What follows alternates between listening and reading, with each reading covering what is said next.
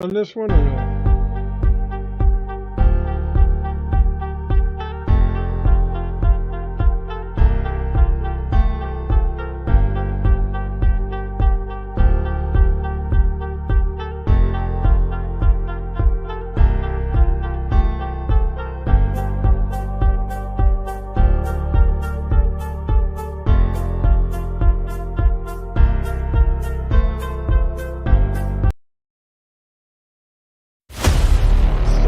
That we go into, we tell the people, lock the door, leave the place. It isn't even worth it for an exorcist to go in there.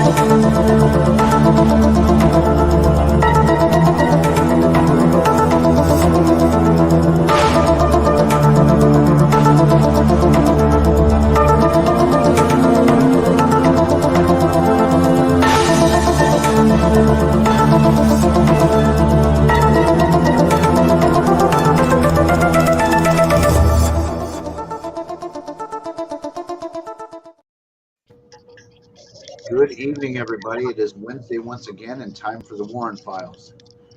Tonight we've assembled some of the biggest egos on the planet to all talk about everybody's bad ego.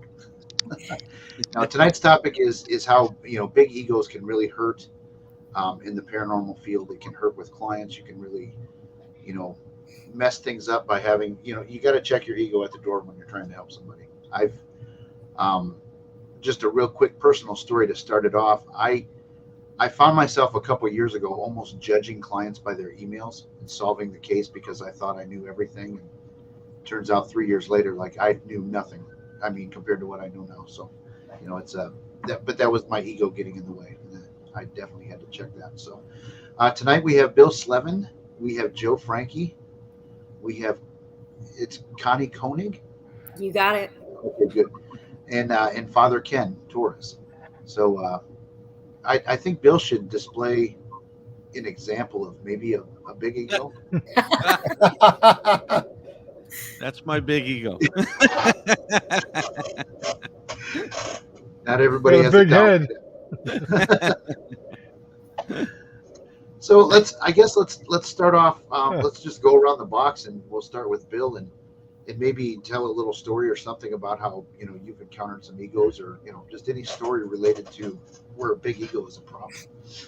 Well, I mean, I don't know necessarily a story, but when you're working with clients, even if you know a lot, know a decent amount, even if you think you know everything, whatever, when you go into a client, you can't have that kind of attitude because they're going to have probably a difference of opinion with you on a lot of things, especially if they're watching TV shows and whatever, and they think they may have something and they don't. You have to be able to come down and be able to help them, like really be compassionate with them and talk to them. And if you already go in there thinking, I know what it is, it's going to be nothing, or it is something or whatever, it's going to totally interfere with the actual investigation and dealing with those people, because right away, they're not going to open up with you.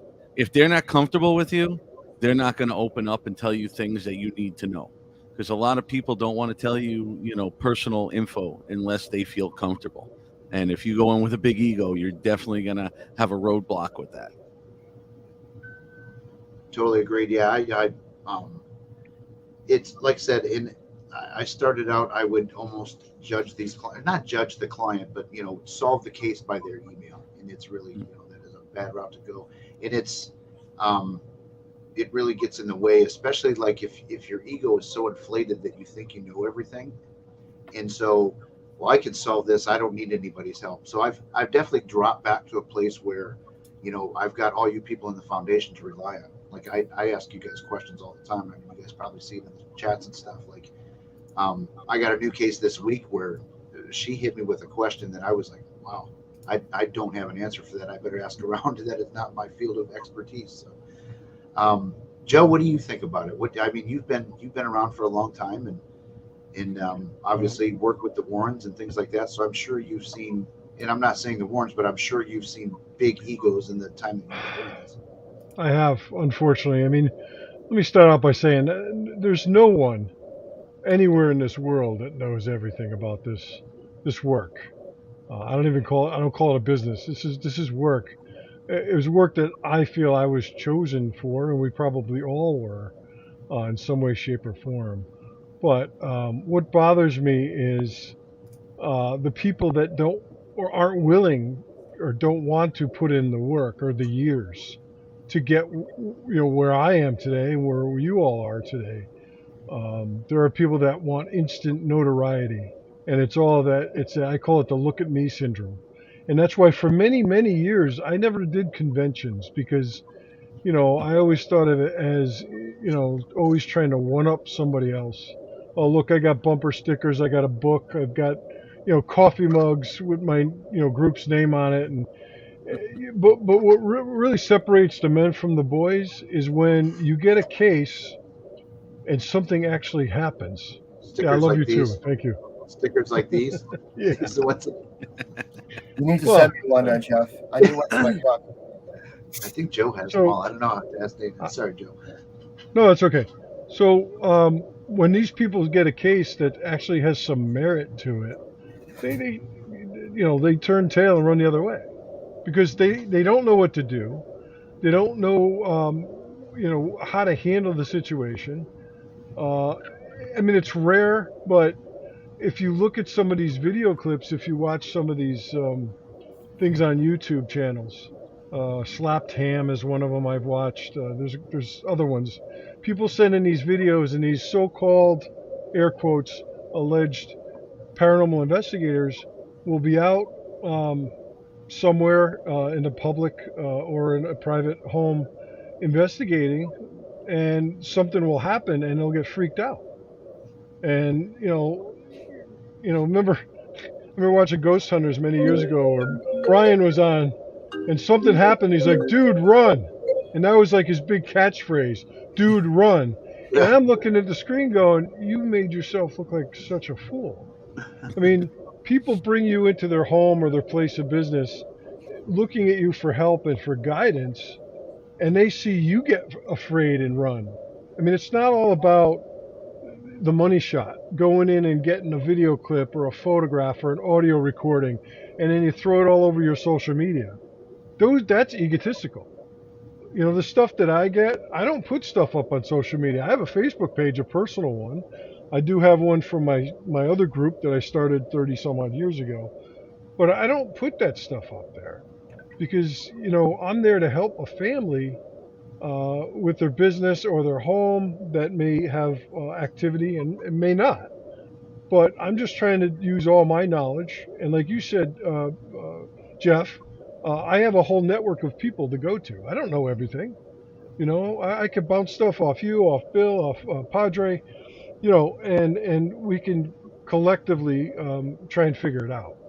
But the people with the egos are like, they want to be the one that you go to. Now, I'm a guy that a lot of people come to, and I'm not comfortable with that. I'd help anybody with anything, but I try not to have an ego about it.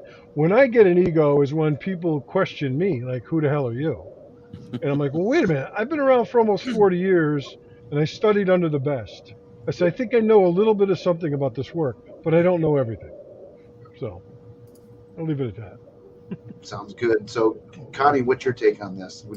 How have you encountered a lot of big egos as being a problem in the paranormal world? For sure.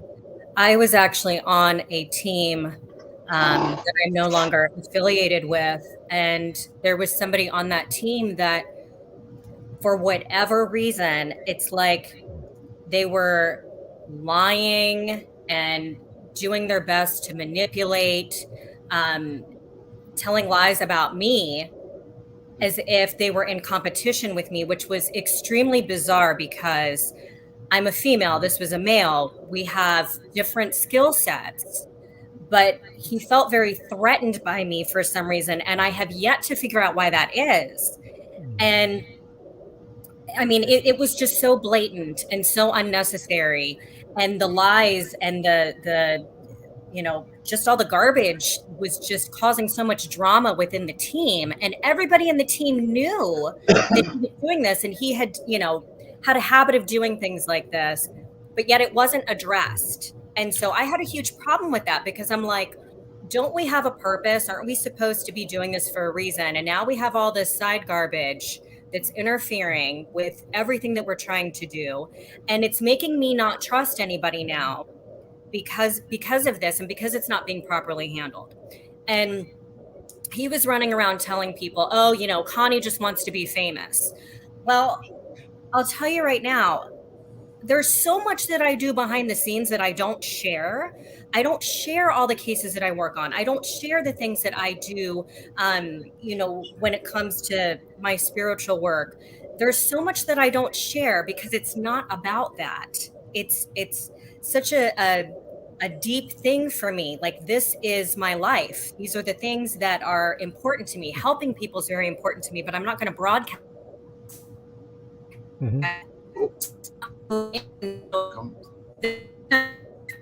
Come back to us.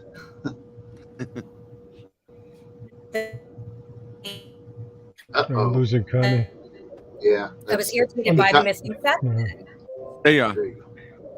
Unfortunately, because people are so insecure, they want to discredit others to try to make themselves look better. And that is the epitome of someone having an ego. I can't stand people like that. I just, but at the end of the day, I'm not responsible for what anybody says about me, what anybody thinks about me. All I can do is just keep doing what I'm doing and keep learning and keep growing because, as Joe said, we don't know everything. There's no way for us to know everything. We are all still learning and growing. I believe that everybody, has the ability to grow. I love learning from other people. And the fact that there's just so much ego in this field, it does such a disservice, not only amongst teams, but also when we do share evidence. When we share evidence, it's like nobody cares. Nobody wants to look at it unless they just want to condemn it. A lot of times people aren't like, oh my gosh, that's so amazing, and asking questions and excited about it. Sometimes it's like the ego is so strong, people don't want to admit that somebody else captured something that's potentially amazing. There's just, so much across the board in so many different ways. I've seen that a lot of times, too, where people, we do have to debunk photographs and videos and evidence and things like that. But my take is always to trust the integrity of the person that posted it, unless you have a reason not to. You know what I mean? If because you can fake anything. Anybody can fake anything and post it, and be a great clip, blah, blah, blah. But like I said, until I have been given a reason to not trust somebody's integrity, I'm going to take that they've gone through the steps to debunk anything that they would post or show or share or anything like and that. It's okay to ask questions. It's okay to ask questions, but you just that's how you learn things. Yep. And it seems like people don't like to pat other people on the back and say great job as much as they should. I noticed that if I post a piece of evidence, which I rarely do, I don't get a lot of likes and comments, but I post a picture and I do. And so it's just very interesting how that works. It's like, what is attracting people to this? I've got thousands of people on Facebook, but when I post something that is of great interest, if you would just take the time to look at it, it's like people are not as interested. Yeah, no, that happens a lot. And unfortunately, that's the biggest part with ego. I mean, I've come across it myself. I'm friends with people who are clergy, famous in nature, who have personally messaged me asking me this and that, what my validity is, where I went to school, where I studied. And I'm like, yeah, I don't have a problem with that. I go, and I tell people, look, I'm not here to compete with you. I do things my own way. I'm not a traditional Catholic priest. I'm an independent Catholic priest, but I do things a certain way. I even had someone tell me, "Well, that's very egotistical of you to put doctor with your post." I go, "Oh, is it? So it's egotistical of me to put doctor on my post because I went to school for 12 years. I have a master's in pastoral counseling. I have a doctorate's degree, and I'm working on my THD." I go, "So that's egotistical of me, okay?" And I find that people are threatened for the littlest things, the slightest things. That's why I have the That's why I have a hard time accepting this whole paranormal unity. In its concept, it's a great idea, and I do think that maybe in the future, during this human experience, it could be better. But that's why I really don't believe in paranormal unity, because what I've seen is people trying to put other people down, and it's always a competition. So like I tell people, like, I'm not here to compete with you. I'm here to do my job. I don't post the work that we do. I'll try to post motivational things, words of encouragement. That's really what I do. Everything that we do behind the scenes, people don't understand. So when people encounter the things that we have, um, you know what I mean? It puts things into perspective, because that ego will definitely check you, because when you experience the activity in the darker cases that we have to work with, yeah, let's see you now, buddy. And that's the issue, and I tell it how it is. Like, I'm not here to impress anybody. I don't care whether you like me. I really don't care. I really don't. I don't care about your feelings. I don't. But if you approach me from a respectful manner, I will be the nicest person to you. I will give you the best guidance. I will counsel you the best way that I can. But if you want to come sideways, hey, there's the door, buddy. I don't care. You, you know, I I agree with that because, like I've said before, when I'm in these Facebook groups and everything and trying to help people and they post pictures and ask advice, and I try to nicely explain in detail so that they more like an educational thing so they understand why I'm saying it's not something or whatever. The people right away, they go off, and then they go, well, how do you know? So then I'll tell them, okay, I've been doing this for over 30 years. I have education. I tell them, and then they'll come back and they'll say that, that's an ego problem because I'm telling them where, what I know. Or they'll say, you'll list everything that you did, and I'll tell them, and then they'll say, well, who cares what you know? Well, you just asked me how I knew. Right. Unless you agree with them, they're not going to listen to you anyway. And you're It's going to always get people that are going to go to different sources that are not reputable. right. And I tell people, I go, okay, well, I mean, if you don't want to take my advice, that's fine. And it's not that I'm trying to be egotistical, but I kind of know these things. And I hate saying this, but I do have to tell people, like, I am a doctor in this field. This is what I've studied for. And I don't want to sound like a jerk, but I go, I know what I'm talking about. And I'm confident in what I'm saying, and I'm confident in what I'm teaching you is probably going to be the best way for a good outcome. But no, people want to go to other people that have been doing YouTube sensational stuff, and they're the experts. Cool. Or their cousins, Yeah. brothers, Or the and cousins. dog said that it's a demon. Oh, So it yeah. is. Right. Yeah. And, Well, I like 'cause I what know you what a said about demon is. paraunity. Yeah, don't I- tell me what a demon is, because I know, Father. Oh, okay. I've never done an exorcism before. I don't know what that is, but thank you. Thank you for correcting me, and thank you for putting me in my place. So let's move on. And that's what I say. I like what you said about paraunity, because that's such a touchy thing. Yeah. And, paraunity, I made a post about this. We have to come together in so many ways. There are scammers in this field that people are supporting, and sometimes people are supporting the scammers because the scammers are pretending to be something that they're not. So then other people are hanging on to them in the hopes that if they are telling the truth, that they can piggyback off of them and get somewhere. And it's just shocking to me that this is happening. And I know people that have been fooled by these scammers that don't care, and they keep hanging on to this notion that somehow the scammer is going to follow through with something and bring these people along with them. And it's just, it's really unnecessary. This field is too small for this, and a lot of work needs to be done. People need to have integrity. They need to ask themselves why they're doing this. What is the main reason behind you wanting to be into the paranormal? Is it because you want attention? Is it because you want to help? Is it because you think that you're going to be the next Zach Bagans, which isn't going to happen? There's just so much wrong with the whole para-unity thing. No, Well, I agree. And then my favorite show of ego is when you have these people, these groups that are up and coming, and they have these pictures with these celebrity investigators. Oh, look, I've worked with them, or I took a picture with this guy. Good, that's nice, but that doesn't mean anything. Does it mean that you're somehow legitimate now because you have a Doesn't picture mean with you're us? legitimate. Doesn't mean you're Oh, legit. Like I've got pictures with Patty Negri and some Richard Lale and wonderful people. We're really good friends. We talk behind the scenes, but I'm not going to piggyback off of them and say, well, you need to work with me because I met Patty Negri, or you need to work with me because I'm good friends with April Brucette, the psychic housewife. No, come on, man. That's ego right there. So Make a name for yourself, For sure. but be honest about it. Be disciplined. Be honest about who you are and what your intentions are. So There's my room for picture with, everybody. There's room for everybody, and that's Yeah. what I always say. There's room for everybody. We're all different. We all have our own strengths. We all have our own weaknesses as well. so my picture with Joe Frankie doesn't mean anything to any of you. Well, it means the world to me. Okay. That's my buddy. It means you're my I have friend. one. Well, I I have slept one. in the same room with Joe Frankie, so that's got to be. Well, I don't have one, so that must mean that I'm not Uh-oh. important at all. We're gonna have to remove Quite you, the sorry. opposite. No. Yeah. Well, You're lucky. You're just lucky you don't have to sleep in a room with him. The anaconda don't lie. Hey, you guys had a good snack department.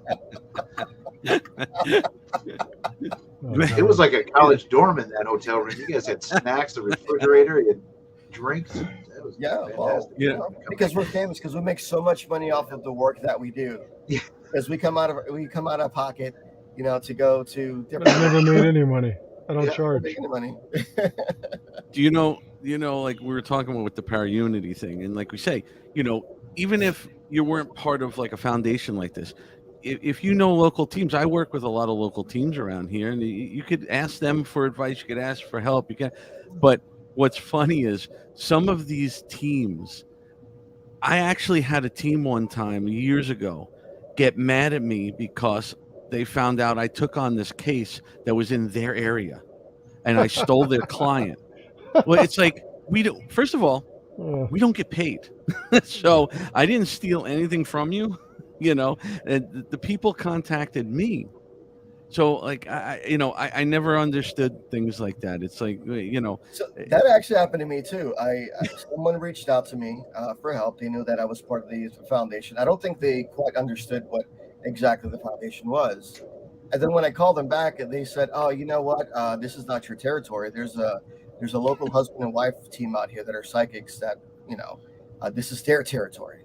I was like, "Oh, okay." So now we're territorial, huh? their territory. I was like, "Oh, because they were on an episode because he was on an episode of Ghost Adventures." Okay, get it. But I go, That's "Hey, actually detrimental. yeah." It's not a good thing. Yeah. Trust me. So I get that But- a lot out here. People say, "Oh, well," I'm not even going to say the names because I almost slipped. But anyway, yeah. So we don't do that here. But the whole thing is like you got to check with the couple to see if you can investigate in the area. I live in the San Francisco Bay Area. There's so many counties, so I have to ask for permission from this couple. Are they like the paranormal freaking? They're like gang members, or like What you gonna make me swim with the fishes or something? The same exact people that I've spoken to that I'm like, oh yeah, you're cool. We like the work that you do with the foundation. Come over to the house. Let's do a live together. Every time we're gonna make something happen. Oh, there's always an excuse. There's always an excuse. Something happens, and it's because of the ego. Because tell they you. know that the work that I do is legitimate compared to their little peas that they cook in their raw chicken soup. If I had a nickel for every time I got contacted by another group that says, we got in over our heads, we need help, and I say, well, what the hell are you doing, with the Ouija board out in the middle of an old cemetery, or, they say, we tried to do this, that, or the other thing. I'm like, why? I said, do you think you were prepared if something did happen? Because obviously not. Otherwise, you wouldn't be contacting someone like me to help you now, because now you think you have an attachment. I said, how long have you been doing this for? Oh, you've been doing it for about 5-10 years. I said, no. how long have you actually been doing this for? Not how long you've been fascinated with, the paranormal. How long have you actually doing this for? Have you actually studied under anyone? Have you actually gone out with another team and got hands-on experience before you just grab your computer and your camera and your recording device and Ouija board and try to start, messing with things that you can't possibly comprehend? I mean, there's an old saying I always say: we mock what we don't understand. Yeah. People will mock Bill. You mentioned earlier about orbs. People jump all over you about orbs. Well, what is an orb? I mean, how can you tell that this is it could be a form of spirit energy. I believe that. However, it could be disproven as other things, water vapor or, smoke or whatever, light, some kind of light refraction or something. But this whole paranormal unity thing, I can't even understand why this is even a thing. If we're all in it for the sole purpose of helping others, which is why the only reason I'm in it, certainly not in it for the money, because I'm in hock for the last 37 years I've been doing this, but if we all have the same goal, then we should, without a doubt, be helping one another. Whether Some it's, people don't have just, the same goal, though. Yeah. Some yeah, people are not trying to help. Some people just want to go and explore on their own. They Yeah. want to thrill have the seekers. thrill. Right. They That's what we want call them. that thrill. And that's fine. But if that's what you want to do, I think that you need to be respectful about what it is that you're doing, and don't use the residential as your way to thrill seek Yeah. and make it seem like you're going to help somebody. There's locations where you can go and do that. But that's a problem as well. People pretending or thinking that they can handle something, but they're just looking for the thrill, and then they just can't do it.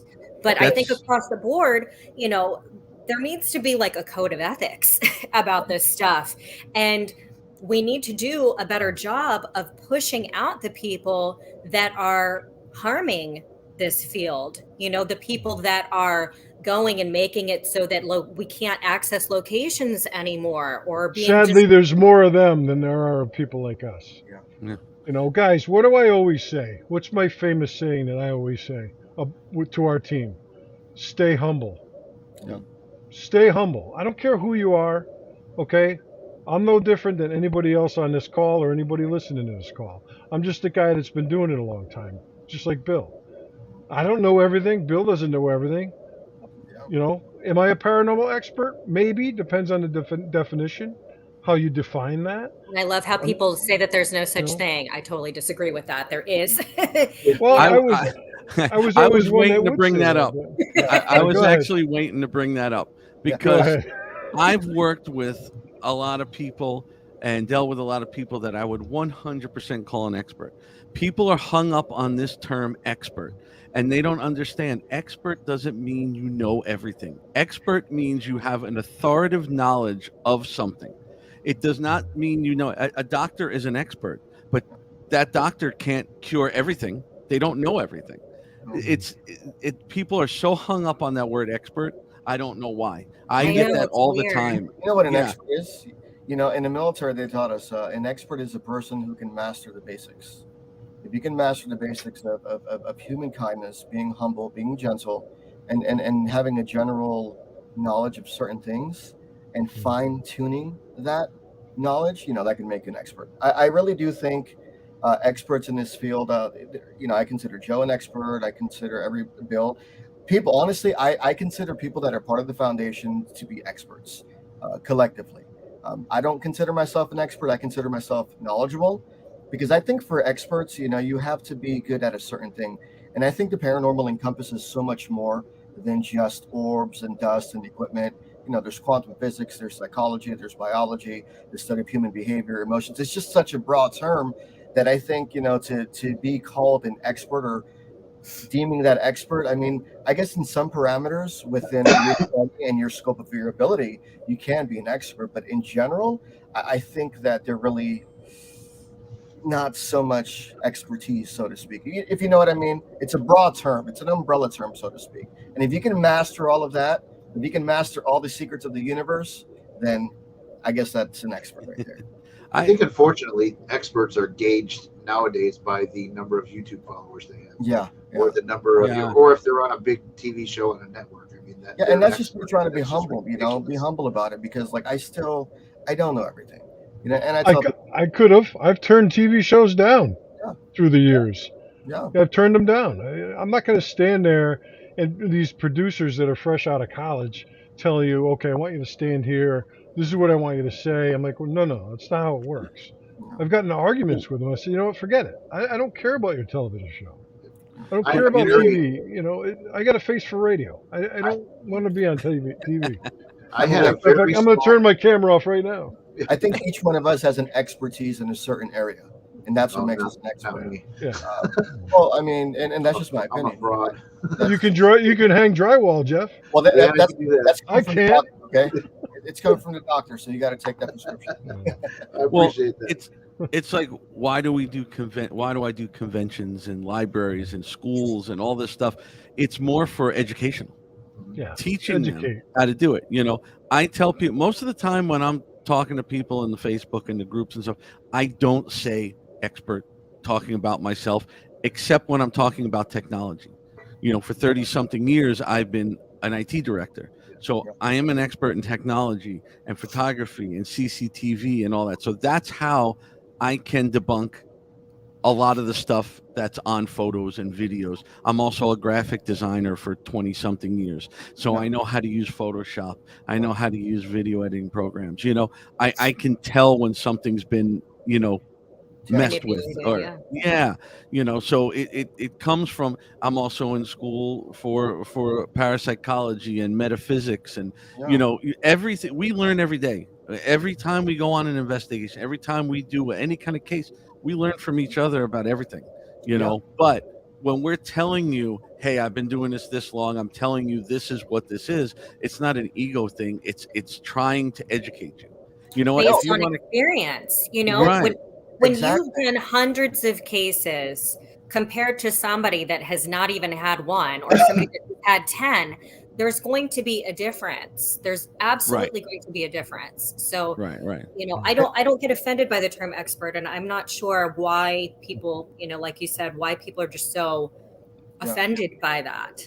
Yeah. Well, I mean, I think it's how you take it, personally. It's because of their ego. I think it's how you accept it. Tell somebody they're not an expert and they get offended. That's your ego, right? Well, here's a prime example. Not of ego, but of the unity that we have within the foundation. I was working on a case a while ago, and Bill's involved in this case. And so with the other team, we had so many questions, we had different things, and we had thought we came to consensus of what we thought it was. Obviously, I'm not a psychologist. Yes, I do pastoral counseling, but in no way, shape, or form am I a psychologist. I don't diagnose, but Bill has that particular experience with workman psychology. And so with this case, we had thought we had come to a conclusion, and then Bill said something. He goes, you know what about this? And I was like, whoa, flabbergasted. I have never ever heard that opinion before. It was something that was so from left field, and I go, oh crap, Bill, you're right. This person is displaying a certain form of this mental illness that can manipulate people into believing that this is this and this. And I go, wonderful. And the consensus was that this person was lying, and that's my job. My job, normally I can detect when people are lying, but when I'm on the empathetic side and I'm coming from a pastoral standpoint, the approach has to be a little different. It has to be more of an emotional on a level. But Bill was able to get me down to that human level again and say, hey, Ken, maybe it's not what you think. And I was okay with that. And I was perplexed because I have never encountered, a situation like that. And it was a wonderful experience. It was very enlightening, and to sit here and say, if I would have gotten mad, I go, why would I be mad? You know what I mean? We've got someone with experience, so that's, for me, it's all about learning. And so that's why I consider Bill an expert as well. I mean, I consider everyone here an expert, but that's just a personal experience about how we can learn from one another and how we think that we know things. But when someone else gives another idea, you have to be willing and learning. You have to be willing to learn, to accept other people's thoughts and their ideas and their hypotheses. That's how you grow in this field, and that's how you learn. If you stay with a linear mindset, you're not going to grow. Well, I'll tell you, and for anybody that doesn't know, during the day, like I said, I'm an IT director, but it's for a psychiatric drug and alcohol treatment facility. And over the years I've been there, That I do explains a lot, interact. Bill. Yeah, see, I Sorry, maybe I I didn't couldn't start resist. out working there. I might have started out being there, but no. Um, but all those years and watching things, I didn't know anything about that well, in at that level, and watching some of the things that go on in there because I do interact with the patients. They are right outside my door. I do have all the cameras. I'm the one that's in charge of all that stuff, and I've seen stuff go on. Sometimes I can't, unfortunately, go into detail, but I've seen things go on to where I like Father Ken was saying, I'm like, oh my God, I feel so bad for this person. Why aren't they helping? Why aren't they doing? And then all of a sudden I'm watching on the camera and then I watch them like stop from the crying thing they're doing. And then they're like looking up to see if anybody's looking. And then they go back to crying. I'm like, damn, I would have, Manipulation. yeah, I would have totally gave in to them and they were totally manipulating You know what they say in New York? Like a child. Like they say in New York, you just got played, son. Yeah, I watched a lot of that, and I learned over 10 years I've been there now. Well, I mean, I'm a contractor by day, and it's the same thing for me. Like, I've never formally trained as an electrician, but I've watched electricians for years, and I can do quite a bit of what they can do in a house, as far as residential. So you do pick up on things, as you watch people do it. And like it's not like the guys knew I was watching them, but I've observed a lot of things that has taught me to do, what I am very, very confident in doing. So I learn a lot by watching for sure.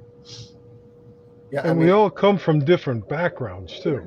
We all learned uniquely and differently. I come from a background where I met Ed and Lorraine when I was a teenager, and I studied under them.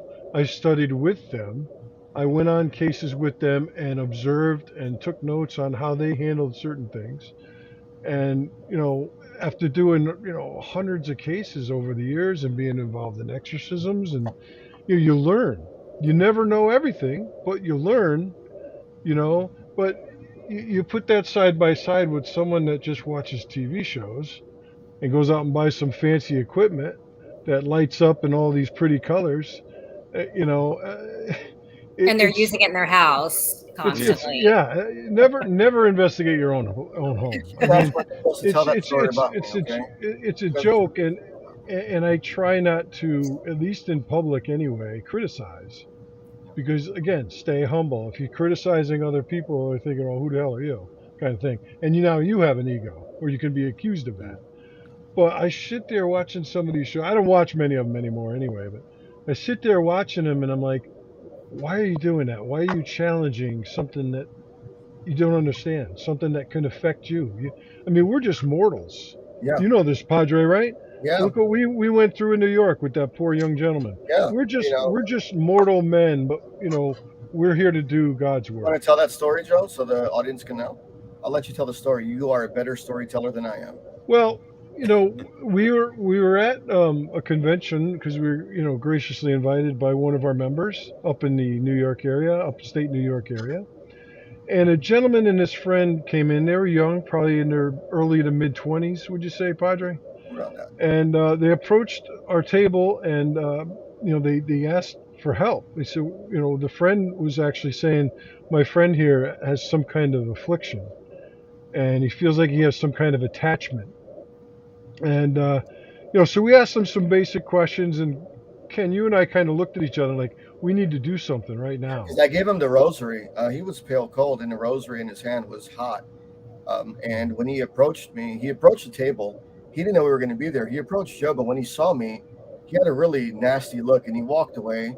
And then he came back, and I go, "Hey, what are you doing?" And he goes, I remember him telling me this. He goes, "I didn't know you were going to be here, but I freaking hate you. I want to kill you." And his eyes were white. He was rolling his eyes back. Yeah, I was standing right there when he said it. Yeah. And so the gentleman, the young boy, the young man, we went to help him out. We went to a private room and we conducted a spiritual deliverance on him. So yeah, I mean, it's very powerful. We were able to help someone out, but the signs were there. The signs were One there. of the things, I pulled a trick that I learned from Ed Warren, and no one knew, including Father, didn't know that I was going to do this. But I had grabbed my rosaries that were actually blessed by the Pope in the Vatican. It was given to me by a good friend. I grabbed him and I had him in my left hand. We went into an anti-room away from the crowd, and it was just the gentleman, his friend, and the two of us. And we sat him in the chair, and he had definitely had an aversion to religious objects. He was already upset because of father's his collar, and he knew he was a priest. And I took my back hand, and I just as to comfort him, I put it on the back of his neck, and I had the rosary beads in my hand.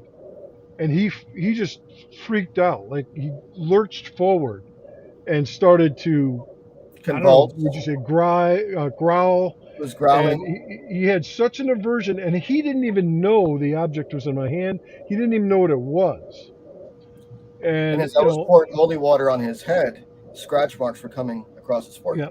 yeah, he had scratch marks. He had a burning sensation. It's almost like steam coming off of him. Mm-hmm. So there was definitely something to this.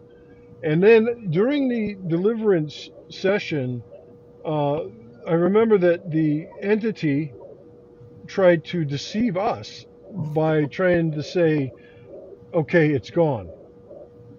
And we're like, no, it's not gone. It was trying to deceive us. So, we spent, I don't know, maybe it wasn't that long, maybe a half hour, 40 minutes. Yeah. And we got the gentleman to the point where he could hold the rosary, hold the Bible or whatever he had, we had given him in his hand, and feel comfortable. But I don't think that whatever was there was controlling him, that was gone completely.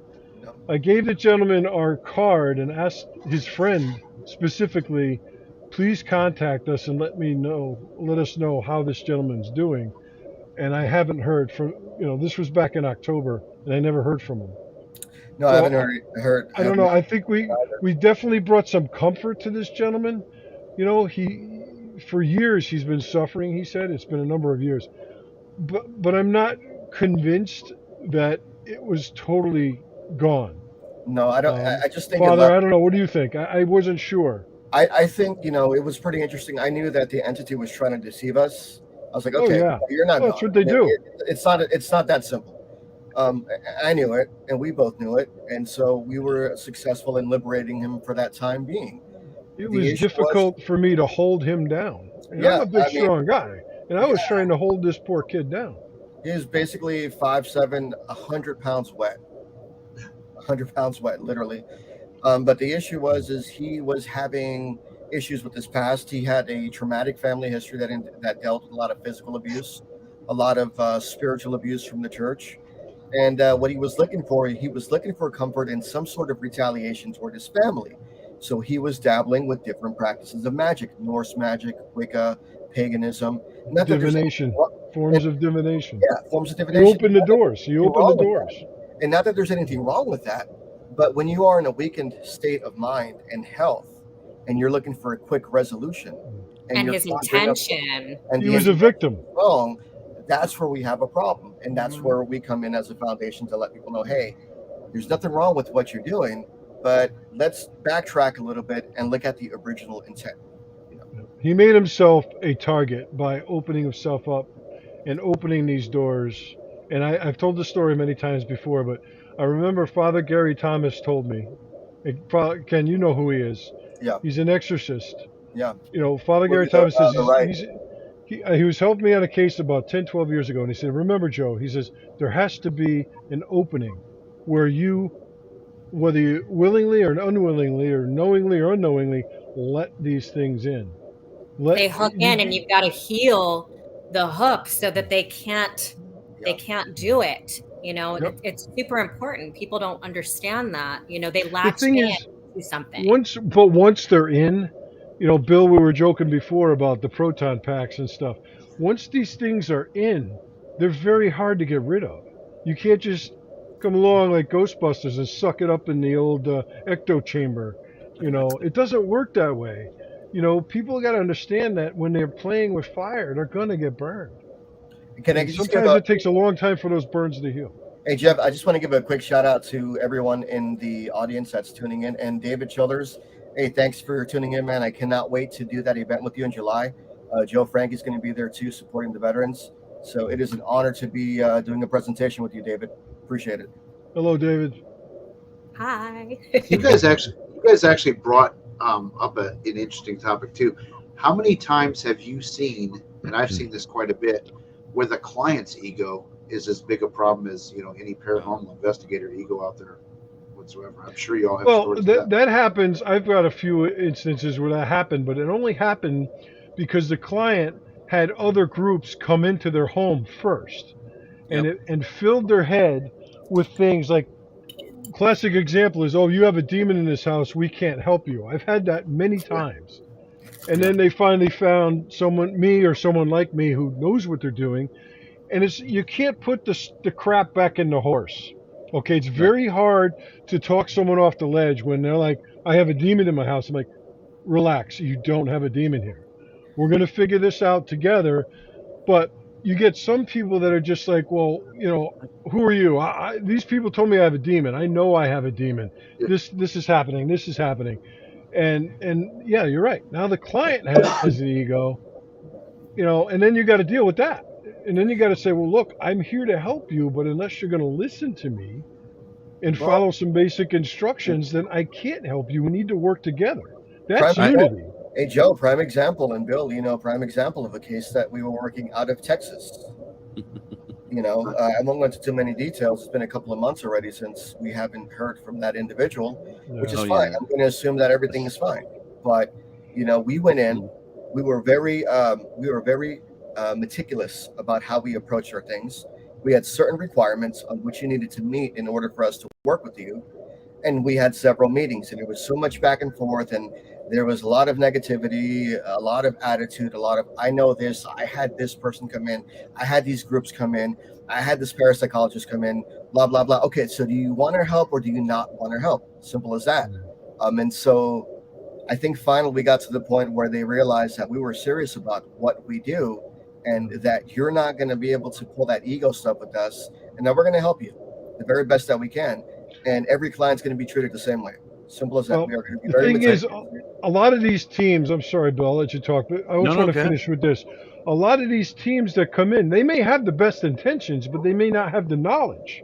Yeah. And they may unwittingly do more damage and do more harm than good. And I'm not saying they're all bad. They have the best intentions, but like I said, I've had people say, Joe, I don't know what happened. Something happened. We got freaked out. We ran out of the house. I'm in over my head. Or they just label everything as demonic if they don't know what it is. Yeah, it's like, well, I can't help you, so I'm just going to blame it on a demon because that's outside of my scope. And then, of course, we have the other clients who, come to you and say that they need help. And then you get there and come to find out other teams have already been there, but they truly don't want help. It's like they want to hold on. They want verification.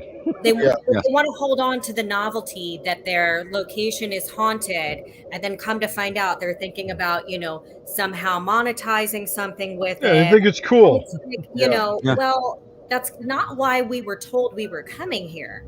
And, it's very, very misleading. Do you want help? Do you not want help? If you just want somebody to come in and validate what's going on, that's fine. Like, that's fine if you want validation.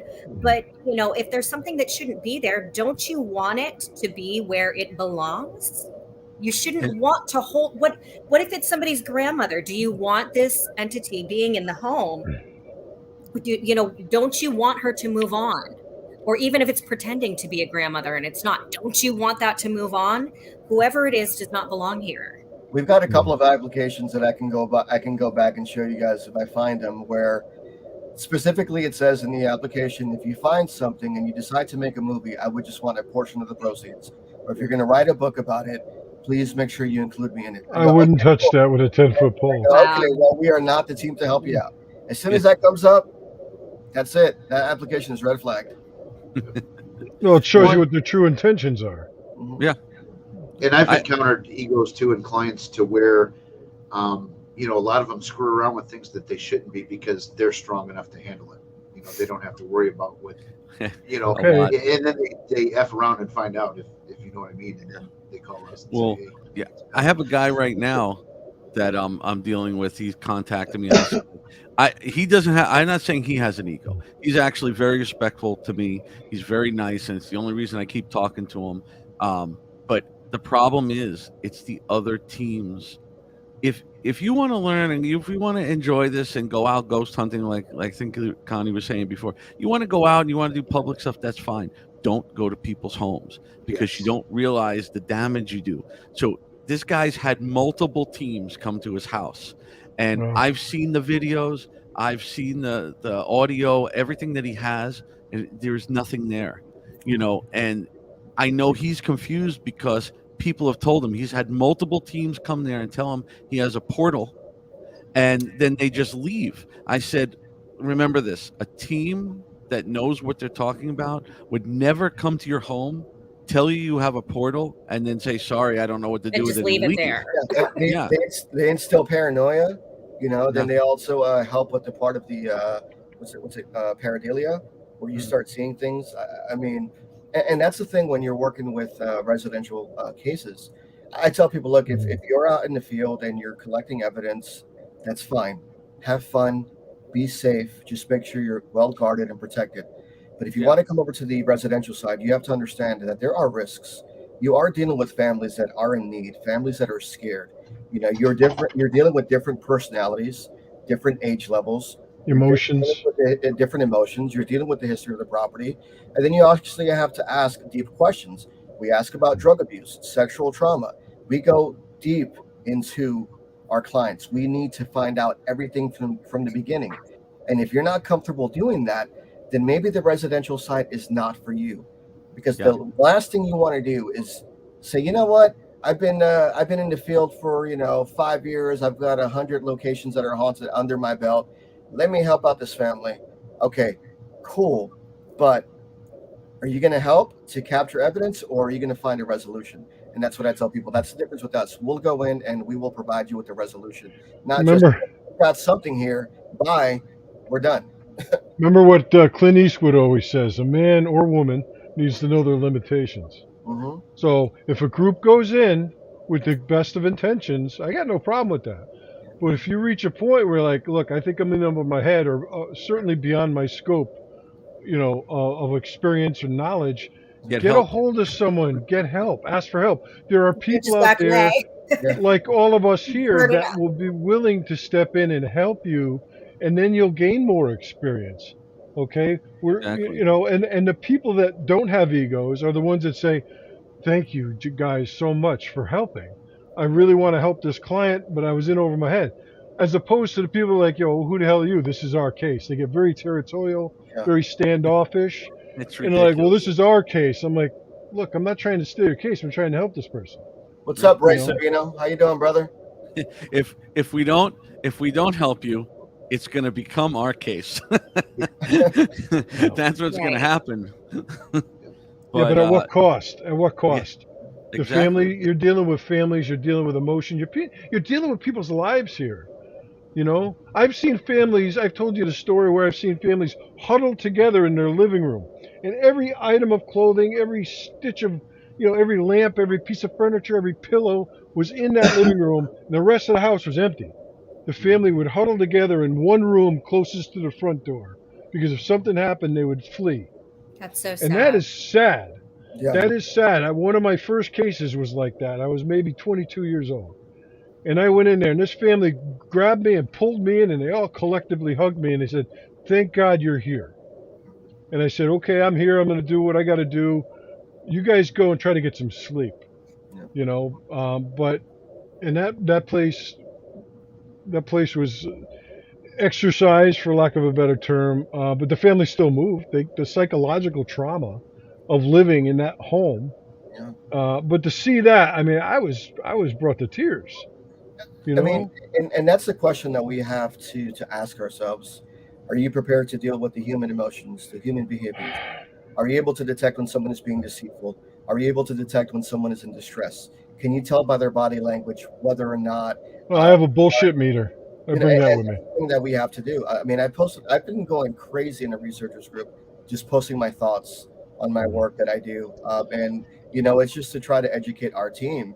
Those posts are great. Yeah, and sometimes they may get a little long, but it's like, okay, cool. That's where the doctor side of it, because it's hard for me to say what I want to say. It's easier for me to put it on paper, but you have to deal with those human emotions. You have to be able to enjoy this human experience and realize that we're all fragile and volatile. And when you go into a place like that, you have to make yourself vulnerable to the sense where you have empathy and be compassionate.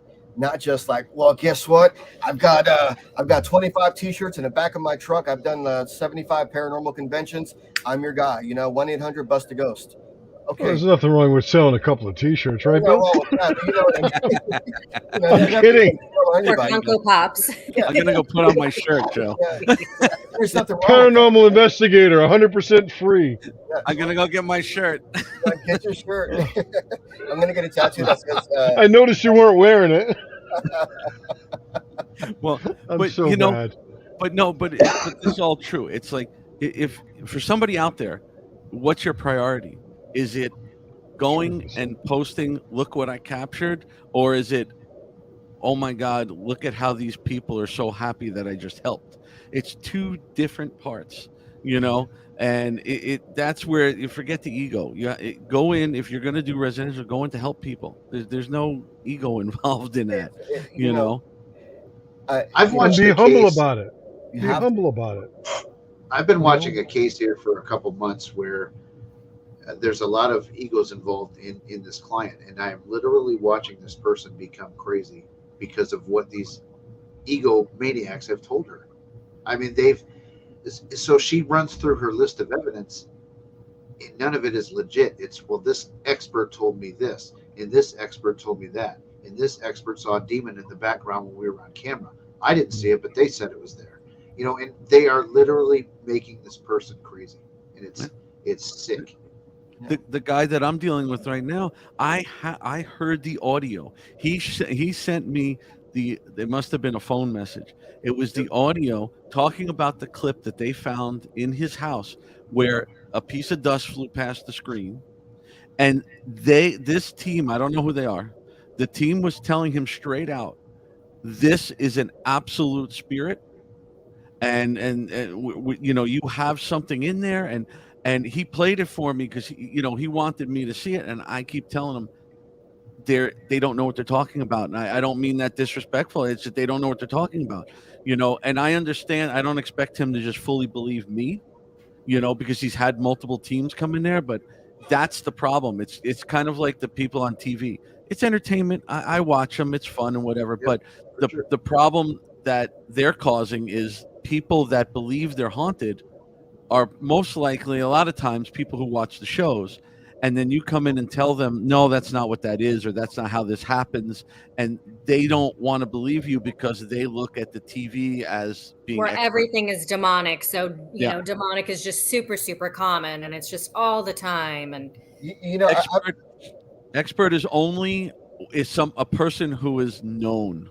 That's what they look at. Mm-hmm. Let me tell you something. I've been extremely, humble and grateful because, I've gotten to the TikTok platform. I've reached over 1,000 followers, and I have a small little following.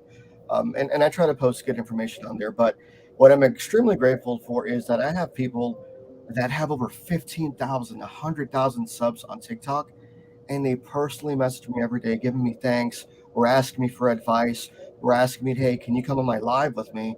And I'm just extremely grateful because sometimes you do get discouraged. There's a lot of people out there that, for whatever reason, they post their things on TikTok and they get those millions of views, and you know in your heart that that's not right.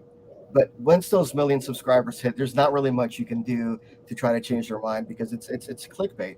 But to be able to help teams behind the scenes, with advice, that has been the most humbling experience for me. So that lets me that I am doing something right. We are doing something right.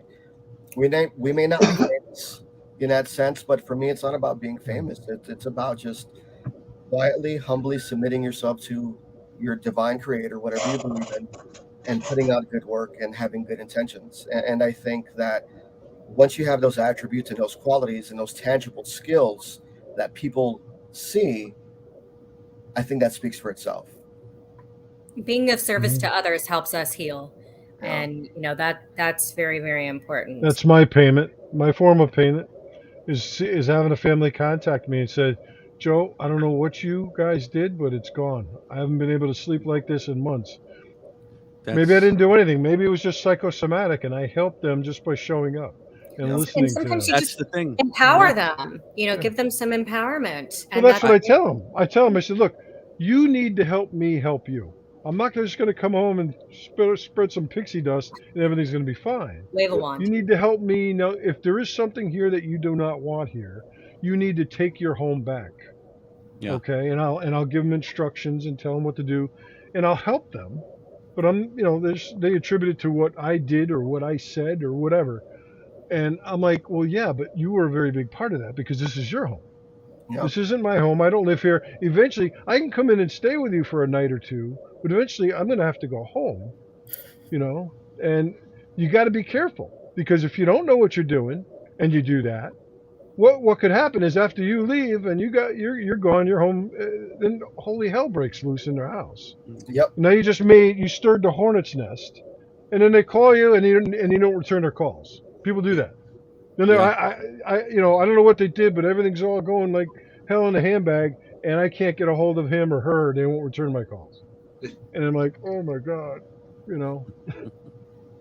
Yeah. I mean, Yeah. And with the work that we do, I mean, every night, I have, we work from home most of the time. We do a lot of other things, but I mean, every night I go to sleep with the cases on my mind. Right now, Joe, we've got a couple of cases that are heavy, and they weigh on us. We're Well, the dealing. recent one that just came in has been bothering me You know what? since we You're talked dealing on with a Sunday. double Yeah. homicide case, and there is evidence suggesting that there really is, and there really was, dark supernatural forces at work. Not just coming from one individual, but several family members confirming. The way they're telling the story, the way the evidence is coming out, the way the behavior patterns are, the way the characteristics are portraying, and the way they're coming to light are giving us some type of validation that yes, this really could have been potentially evil. Another case that we're working with that we've been doing since last August, Joe, it's the one here in town. I think we're about ready now Yeah. to go do the actual house blessing. We're Oh, dealing. you haven't been there yet, though, right? We haven't been there yet. No, I mean Okay. it's a case where a family member went crazy, doused their 2-year-old son with gasoline and lit him on fire, and made the other son watch. And so now the family has been experienced dark, traumatic, supernatural events. Mm-hmm. We have evidence to see that, but Stuff oozing from the walls. That's the one. yeah, but Joe gave us good advice. He's like, hey, Father Ken, 2 things are going to happen. Stand by and wait to see what happens after this phone call, because if the entity is all knowing and all being, then they know that you guys are going to come and do something and the activity will stop, or if not, the activity is going to intensify. So far, after that phone call, that activity has subsided. It shows up every once in a while, and now we're at a point where the family feels comfortable to say, you know what, I think we're ready for you guys to come over, do a blessing, and we want to take our house back. But it's been a culmination of over 6 months working with the client, giving advice, telling them certain ways to empower themselves, not just, all right, and be careful, everyone. The human side of us, our excitement is going to be like, oh, I've got a case. I'm going to jump in right away like Superman. You have to analyze. This is where critical skills come in. This is where analyzing things come in. This is where your tangible skills show itself. You have to be really careful and thoughtful and be methodical on when you're approaching these cases and how you approach them. Don't be quick to jump into a burning building, so to speak, if that makes sense. yeah, we Go ahead, Bill. No, I was just going to say we get cases all the time, and people don't realize when we first get the initial contact with them, and we hop on the Zoom like this, and we start talking to them. Some of them love it and are just like they love how the approach that we do, and some of them are just like, well, when are you guys coming to the house? And that goes back to what Father again was saying.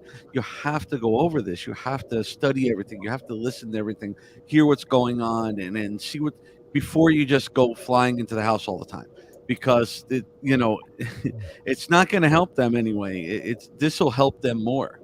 I still find it good to go to the homes and do stuff, but a lot Only of people if it's necessary. yeah. But And it's That's people, not one always thing. necessary. Mhm. That's one thing I've changed over the last few years and how I do things is honestly a traditional COVID changed investigation. that too. Yeah. Well, Yeah. but it's my attitude has been changed too. That an actual go to the house, get the cameras out investigation is the last thing I want to do. Yeah. Yeah. You know, it's let's see what we can do without doing that. But if we, if it comes down to it, yeah, get the cameras out and all that stuff. There's a lot more to investigating Exactly. than just going to the location. And people don't seem to realize that. It's like, I've had people say, oh my gosh, here's a situation. And then I'm like, okay, well, I have this huge questionnaire that needs to be answered. Well, why? I said that it's X, Y, and Z, because that's not how it works. You know, And that's I always say I do more investigating before I even decide to take a case. for You want sure. to research the property, research the people. Maybe look up, has this home been sold multiple times? People haven't stayed here. There's so much information that you should gather before you get in the car and drive over there. Yeah. But the people with the egos are eager to go over there with their cameras and their audio equipment and try to capture something so they can throw it on their social media pages and say, look at me, look what I caught. Yeah. I mean, you see them a mile away, and I just shake my head. I said, I don't have social media pages. I have a Facebook page. That's it. And I don't put stuff that I capture on those pages because I want to protect the anonymity of my client. Anybody that truly wants your help is not going to want to have this, put out there for everybody to see. But you do These have people, an I've had people say, Joe, you're not going to, I don't want my neighbors to know what's going on. I said, I'm not going to show up in the mystery machine. That's another thing with egos. I That just sneak nobody my brought this cases up. in. Yeah. Well, the ones where the people drive around with their trucks and their SUVs with a big sticker on there that says ABC Paranormal, free investigations. I'm sure you guys have seen them. I have, and that disgusts me. It really does. Because then I look at them and I'm like, who the hell are these people? They just want people to see the sign and say, wow, that's interesting. They want to draw attention to them. Yeah. They're thrill seekers, they're attention seekers, and I just hate that. And I want to add to that, Joe, too. I mean, driving around with those stickers, whatever. I mean, I think is a bad look. I do think there are certain times when, for example, if you are going to do an investigation, especially maybe if it's like a haunted location, you go around and you put the sticker on your car just so people can identify who you are. I know most, some law enforcement sometime in the past have asked us, do you have any identifying stickers or IDs? Okay, yeah, this is who I belong with. Well, I have a business card, maybe. I have a business card, and I get the point. I don't necessarily think that that's bad in a sense. I think there can be a time and a place for it. But if you're right, if you're driving around town every day, 24/7 with ABC Paranormal, I almost said another. Never mind. I almost said. You guys know exactly what I was going to say. I was thinking of black SUV for some reason. Well, I'm just saying it's the perception. Yeah, perception is reality, and the way I perceive it is this is someone with an ego just wanting people to give them attention. But what if somebody has a paranormal issue? They don't know where to turn. They have no clue that this is something that they can call and get help for, and then they see that on the road, and then they call and they get some help. So I'm looking at it as a different way. And that's a good point, but that's probably rare. I'm still of the belief that most, I'm not saying everybody, but most of those people just want people to notice them. Yeah. I mean, because if somebody really needed help, the first thing I would do is go to the internet. Yeah. Maybe and Google someone and then research that group. Not just, that's why there's also people out there to try to be the first to come up on Google. When you do a Google search, I want to be the first one at the top. I don't know if it goes alphabetically or whatever. It doesn't. You have to pay. I don't know. I don't know what their motives are. I respect and that. I'm not saying everybody has an angle. I'm not saying everybody. I'm just saying that the majority of them, they got an angle. Yeah, based upon your experience, you've come across douchebags. They drive around with their logos and they're douches. Well, they're just their motives are different than mine. I'm trying to be kind. I'm not disagreeing with you, but I'm trying to be kind. But it's like, okay, but if Connie's right and that happens, that's great. Okay, someone found them and they were able to help them. But I think that's rare. I Well, think I have a that's sticker on my rare. truck with the Warren Legacy Foundation logo. It's a little sticker, and it says the Warren Legacy Foundation for Paranormal Research. And people have asked me about it. I go, yeah, this is what we are. This is what we do. But I certainly don't have the whole logo wrapped around my truck. Well, that's what I'm talking about. And the people that wear the shirts. No, I'm kidding, Bill. I wear a shirt I'm sometimes. laughing, Bill. Well, I think Bill is frozen. Bill's frozen. I texted him and let him know he's frozen. Oh.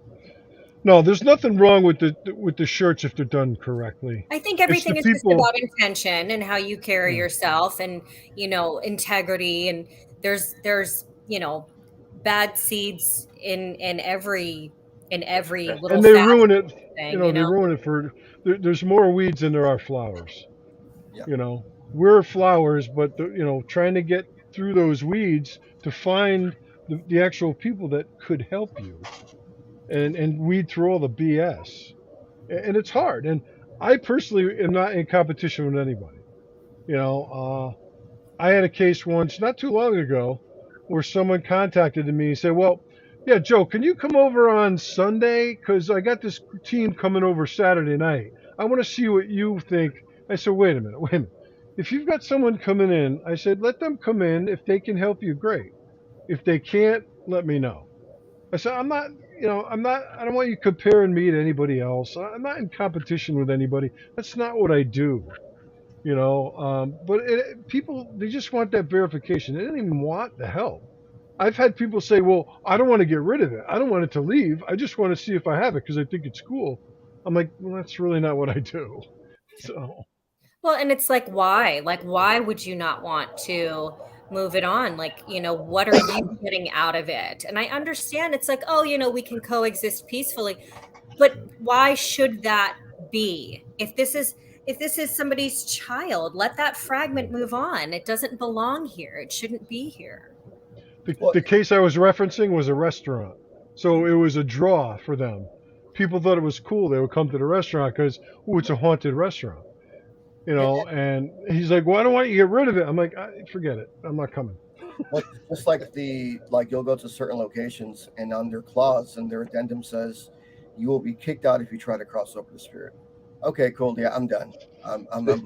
You know what I mean? I'm not down for that. Because our job in the foundation is to help the living, and it's also to help the deceased and human spirits. They're with dignity. They are just people like us, and sometimes they are confused. They are afraid. They're just stuck in that other plane, and they need help. And certainly calling them and bothering them all the time, like monkeys in the zoo, throwing them seeds to do circus tricks is highly disrespectful. So I try to stay away from that. You want to be able to help these spirits cross over. You want to be able to help people understand, and identify the elements of a haunting. How to do proper cleansings. How to evaluate the situation to get a good resolution. With the understanding that even though they may be in spirit form, yeah, okay, they still have their own free will. Yeah. If they don't want to cross over, they're not going to, no matter what you do. Yeah, that's very true. You cannot force, and you need to treat these spirits with equal respect as we would treat one another. Yeah. Okay? You don't go in there like Zach Bagans and say, if this is the gates of hell, why don't you rise up and get me? Well, guess what, Zach? They will, and they have. Yeah. You're a mess. You don't know what you're doing. You're doing it because you're a showman, you're an entertainer, and you're in it for the money. Yeah. Okay? And that's all I'm going to say about that. I don't mean to mention names, but he's one of the people that aggravates the shit out of me. Well, he is a film student, and he does good at what he does. Yeah, he's a great showman. He's a good showman. He's the P.T. Burnham of our age. Yeah, he's a good showman. I've been to his museum, and honestly, I have an experience. I'm an hour away from Vegas. I'm an hour flight away from Vegas, and I went with my wife several years ago, and I went in, protecting myself, grounding myself. I wanted to go for the experience. I didn't really care about whatever ghost was there. I just wanted to see what the attraction was. I wanted to see what the big idea was. And as we're walking through the museum, there's certain things. They have certain equipment. You can hear certain things. Obviously, certain things coming out the corner of your eye. But I'm like, you know what? I'm not even going to pay attention to it, because I'm well grounded and I'm well protected. But we had this one young girl who was traveling from Australia, and she was told specifically to not touch the Dybbuk box. She touched the Dybbuk box, and she completely passed out and vomited in the hallway. She had to get escorted out. Maybe that was part of the show. I don't know. But guess what? You know, she messed around and she found out, because people are willing to take risks that they shouldn't. Yeah. Well, what do you think, guys? I think it's, like I said, I've been trying to keep this show around an hour lately instead of the old format where it was 2 hours. Yeah. If you guys want to still keep talking, we can talk. But I don't know. Does anybody else have anything to say specifically, or? There's something moving behind you. I never shared my experience. That's Dana. That's. What'd you say, Connie? I didn't hear you. There's just so much we could go on about this topic, Oh, yeah. forever. I think that, the main thing is that I would like to see people have more integrity in this field. And, it's okay if you're in it because you want to be a paraceleb, or you just want to go and be an explorer, or you're just curious. It's okay. There's so many different reasons why people do this, but have integrity about it. That's really what it is. I wish that these YouTubers and these people that are doing things just for entertainment purposes, I wish that it was identified so that people aren't learning from that. Because that hurts when we go, as Bill had said, when we go and we deal with residentials, it absolutely hurts. Yeah, earlier today, it's entertaining. Yeah, for sure, it is. Sometimes I watch just because I like seeing the locations. Sometimes I'm going to go to those locations and I want to, check it out ahead of time, or just see what was going on or see what they do. I don't always take it, super seriously or anything like that, but I view it from an entertainment standpoint.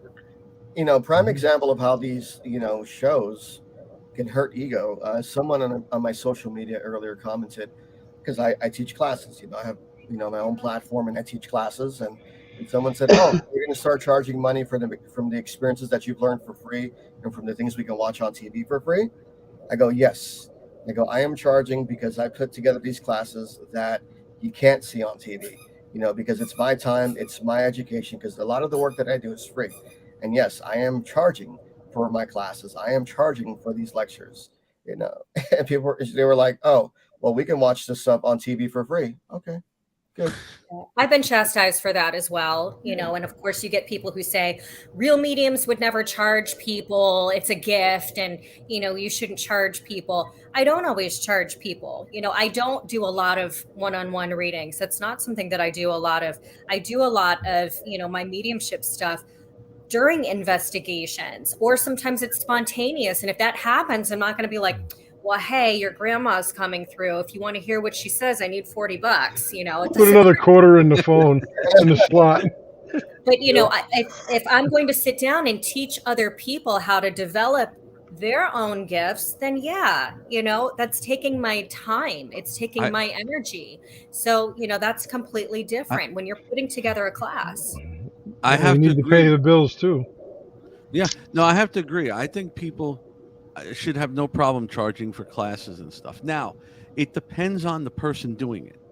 If the person has a paranormal 101 class, and you find out that they've been doing it for the past year, and they've done 4 investigations, then no, they shouldn't be charging for it. They're a certified paranormal investigator. Because they went to the online university and whatever. But they took a Google test, and the Google test. And what's the ego like of the guy that signed that diploma? And somebody asked me, they're like, "Are you a CPI?" And I'm like, "What? No." And "You're not? No. What are you talking about? You're not." No, but I play one on TV. What? Like, I certified myself. Like CPI. Yeah. Well, people say something to me when I say I'm studying parapsychology and metaphysics. It is online, and it is an accredited alternative college, but they don't understand. Yeah, they don't understand. This is not a 1 month program. Go take this course. It's hard. Yeah, it's a lot. It's a lot involved, and it's It's not something simple. It's, it's not your little online course where, like you say, you go and you take an hour thing and then they give you the CPI. I think with some of these courses, they do give you that title if you wanted to use it, but it's completely different from courses online. Take courses, but take them from people that have the knowledge to teach that course. Yeah. It's like anything. You're not going to go learn history from some guy, that opened the book and was just reading something about it. Go make sure that they know what they're talking about before you pay for a course. And television shows do not double as education.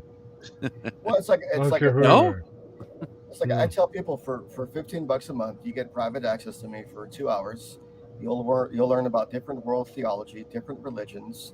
You'll learn the angelology side. You'll learn about the demonology side. You'll learn about the characteristics of a demon, their attributes, their traits, what their sigils are, what they are identified as. Whether they're seraphim, those types of things. And I go, well, I mean, and these are things that I had to learn while going to seminary school too, as well.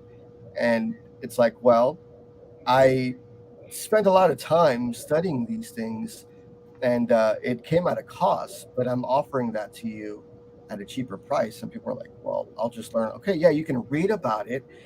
It's one thing reading about something, but it's actually different from practicing it. You can read books on demonology, and that's fine. But when you start practicing the rituals without knowing anything, just because you put a sigil up and you put the candle up and you read this invocation and this chant, doesn't necessarily mean that you're well protected and well grounded and you're well equipped to handle the repercussions. You're not a demonologist after the course. You're not. And that's what I tell people. It's like, I'm not teaching you how to become an exorcist. I'm teaching you how to identify, how to classify, or what could potentially lead into demonic manifestation. We have to study the human behavior, basic psychology.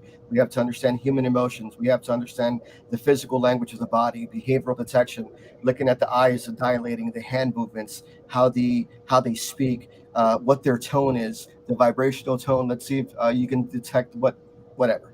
I'm just going to keep on babbling. But what do I know, right? I haven't been doing this for a long time. So people get upset with that. So they'd rather go to someone else and learn it for free on YouTube. Yeah. With no experience. Can't fix stupid. Yeah. Let them do it. I think that might be a good way to wrap it up tonight. Do you guys have anything that you want to announce or plug or anything like that? I mean, obviously the foundation is always here to help people. They can find us on warrenlegacy.com. Yeah. And so there's a request for help tab that you could click on. So if you really need somebody to help you out, go ahead and click on that. Also, if you're interested in becoming a member, that's the place to go to fill out an application to become a member. And we are picky. We are very choosy on who we become, allowed to be members. So if you've never investigated a residential case in your life, just don't waste your time by applying, because it's, we're looking for residential investigators primarily. Oh. There are certain exceptions. Chris sometimes will make an exception. If you are a candidate who doesn't have preconceived notions, if you don't have an ego, and you are really in this to want to learn how to help people, then we may take a chance on you. Because the goal of the foundation is to educate and nurture future investigative researchers. And we want to make sure that we train people right. So if you don't have experience, still apply. Probably you're not going to get in, but there is an off chance that you might be given an opportunity to learn from the best. Well, there may be another skill set that you have that may be valuable to the foundation. No. So, yeah, I would agree with you, Father. Definitely apply and at least go through the interview stage. Yeah. Yeah. Because we're looking for good, like-minded people. Yeah. Mm-hmm. Yeah. No, go ahead. I was going to say, I probably misspoke. I meant if more so that if you've gone to a couple haunted locations and paid to play and think you're if you're a thrill seeker, don't apply. We know what you meant. We know what you meant, brother. And I wasn't trying to correct you like that, or no, but it's all good. It's okay. No, right. No, I mean, overall, I think this was a good discussion. I mean, you just have to humble yourself and willing to accept when you're wrong and when you make a mistake, and be open to new opportunities and learn from experienced people.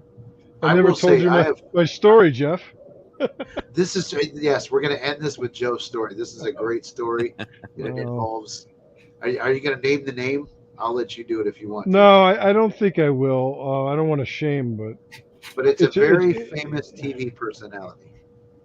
it really sums up what we're talking about an ego. I was at a function, I believe it was in 2009, with Lorraine. Ed had passed at that point, and I was talking to an individual that had a show, and I had given him one of my business cards, and so we were done talking, and I went my way, he went his, and a friend of mine came up to me and he's like, "Hey, did you see what that guy did to you?" I said, "No. What happened?" I was just talking to him, and he's like, "Well, he looked at your card and just kind of rolled his eyes, like, who the hell is this guy?" Okay, so I played it cool, and so a little while later in the evening, I backed him into a corner, so to speak, and I confronted him. I called him on it. And I said, "Let me tell you something, you vain son of a bitch." I said, "Do you remember when you sent me an email when you were in college asking me to speak?"